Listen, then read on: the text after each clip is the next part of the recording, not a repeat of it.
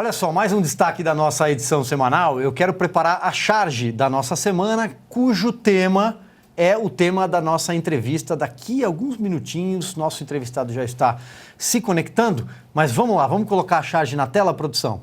Pois bem, autoexplicativa, né? Daquelas que não precisa de balãozinho, não precisa de legenda. No traço do Schmock você vê o MST e você vê um trator, né? O Brasil, a bandeira brasileira, né? E ali os produtores rurais, o nosso agronegócio, que é o motor da nossa economia, que foi responsável pela resiliência da nossa economia durante a pandemia, os lockdowns e também, talvez, o único e o verdadeiro setor que o Brasil é competitivo mundialmente, onde o Brasil, de fato, tem relevância no cenário internacional. É o nosso agronegócio.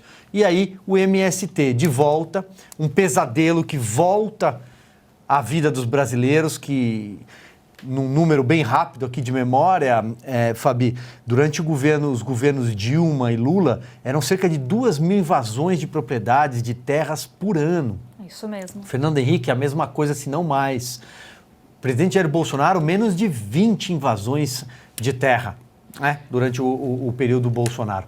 Já temos o nosso entrevistado, produção, conosco. Agora sim, então, o Tenente Coronel Zuco, deputado federal do Rio Grande do Sul, o senhor nos ouve bem? Boa noite, deputado. Boa noite, escuto sim, inclusive já parabenizo pelas colocações.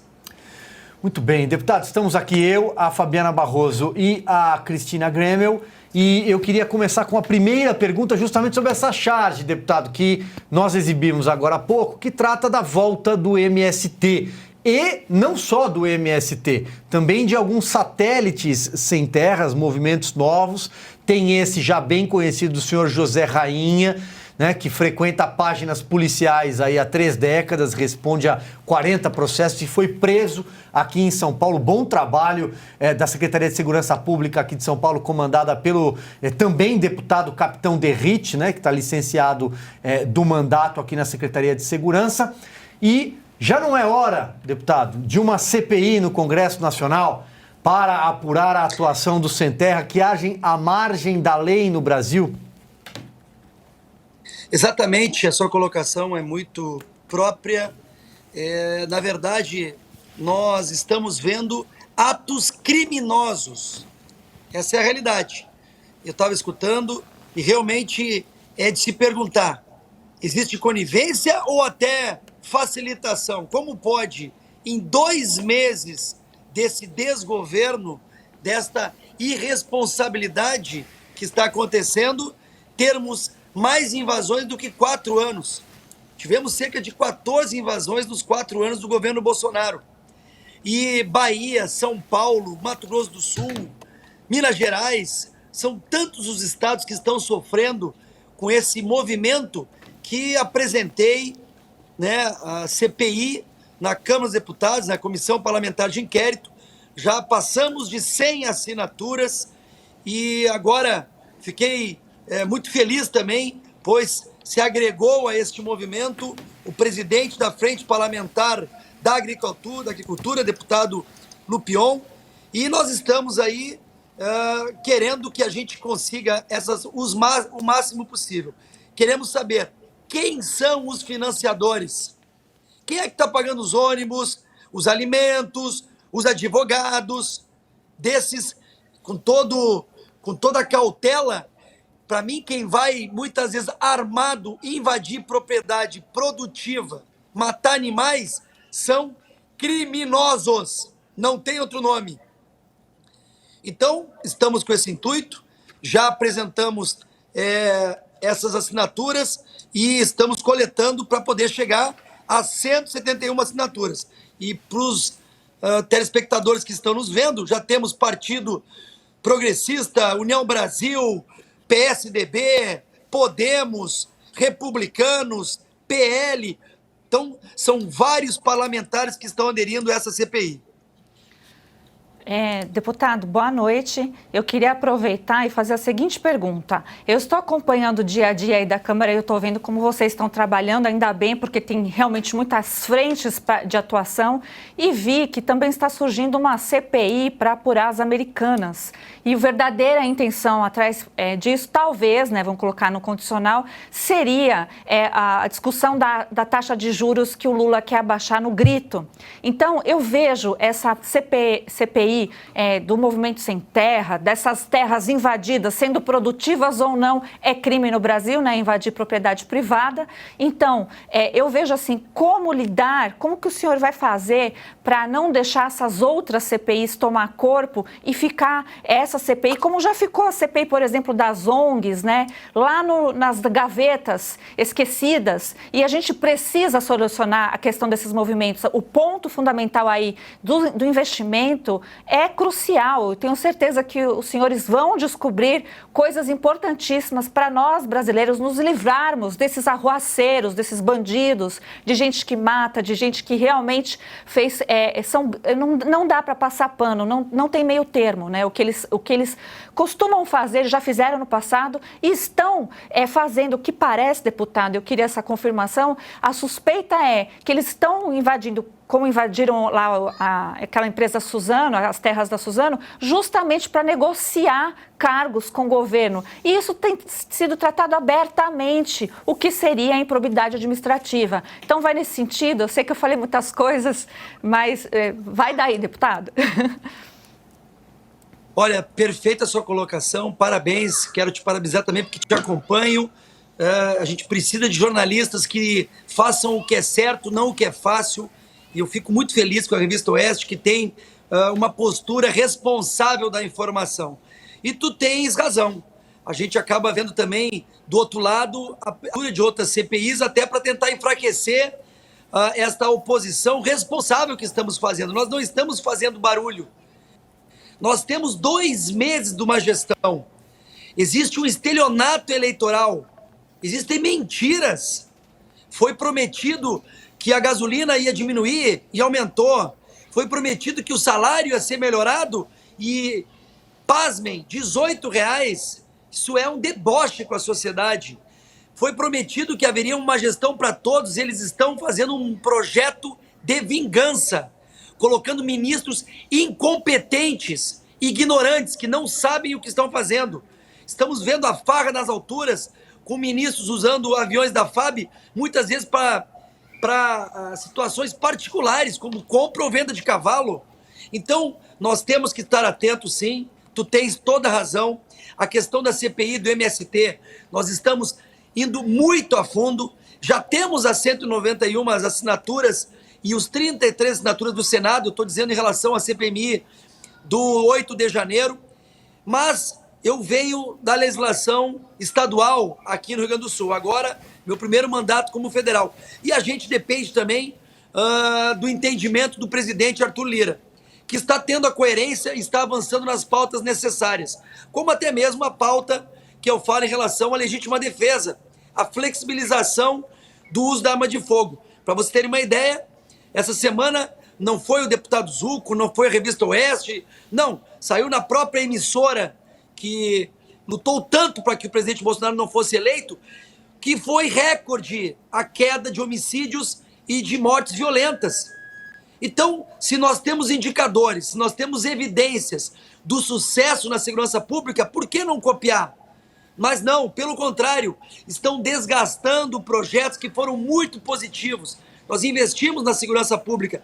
Por que tu achas que só tiveram 14 invasões? Porque nós não admitimos criminosos no campo. Todo mundo bate no peito para dizer que o Brasil é o celeiro do mundo. Então valorize o agronegócio, valorize os agricultores, os pecuaristas. Nós estamos falando em fazendas produtivas. Nós estamos falando em invadir e expulsar funcionários, usando muitas vezes arma. Eu vi o comentário de você sobre o Derrite, um excelente secretário. Eu conheço o Tarcísio há 30 anos, meu colega de farda, ainda na época do Exército, e ele está fazendo uma gestão exemplar. E nós sabemos que nós temos que combater criminosos pela lei. Sim, esta CPI vai trazer dados muito importantes. Vamos querer saber o verdadeiro motivo do movimento sem terra? Quem são os financiadores? Quais são os propósitos? Então nós temos muitas pautas para falar sobre esse desgoverno. Eu não gosto de uma oposição raivosa, de uma oposição irresponsável, mas todo dia nós temos pautas para falar. É um governo que não está agregando, é um governo que já começou com uma PEC do fura-teto, é um governo que já começou na área de educação, terminando com projetos muito importantes. A gente tem que realmente expor esse projeto de vingança e projeto de poder. Então, fica aqui o meu muito obrigado a essa a informação que vocês estão passando. A CPI do MST tem que avançar, porque nós tivemos, sim, um 8 de janeiro muito triste, onde somos totalmente contrários a qualquer tipo de vandalismo, a qualquer tipo de violência. Mas o que estão fazendo nesse movimento sem terra também tem que ser tratado com responsabilidade. Temos que pegar os mesmos criminosos e imputar a responsabilidade que cabe. Eu apresentei um projeto de lei que justamente nesta linha identifica os invasores e vamos tirar deles esses projetos, esses programas sociais.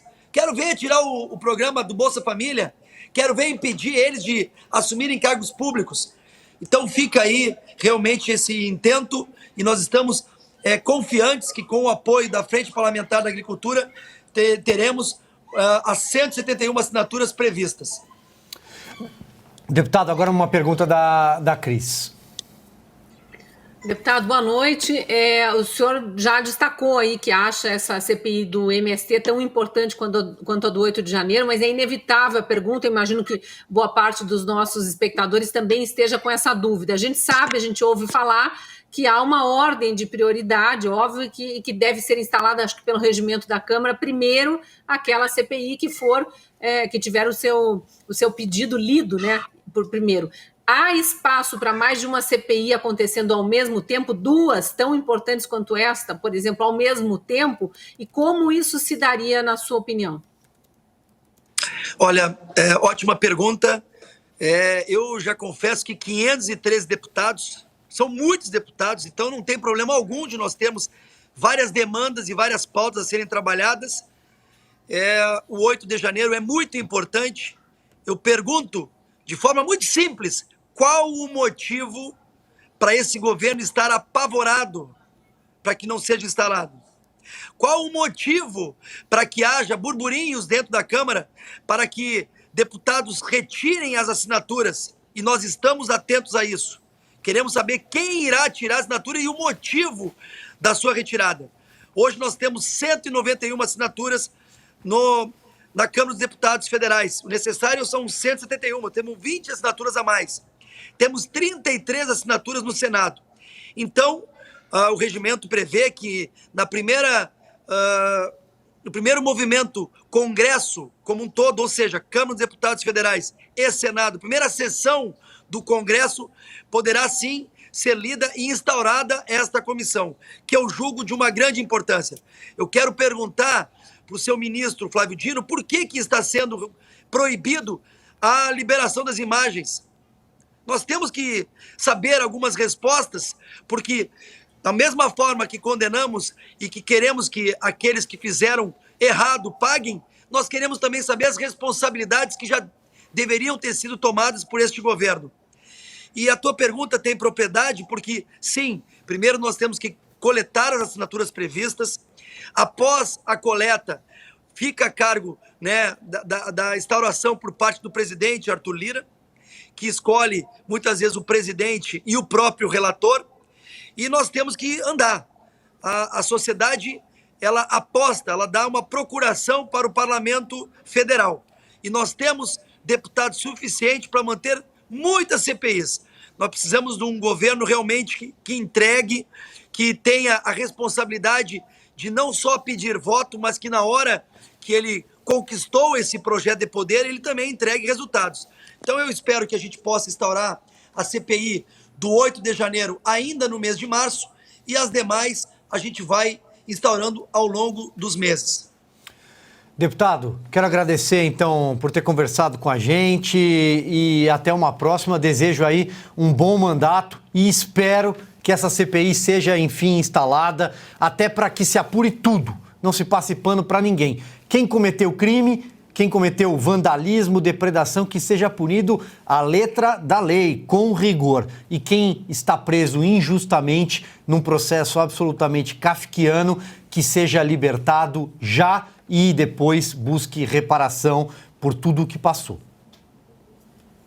Perfeita colocação, parabéns por esse jornalismo responsável, parabéns à Revista Oeste, eu fico à disposição sempre e mais uma vez peço o apoio da sociedade, nós precisamos apoiar o agronegócio.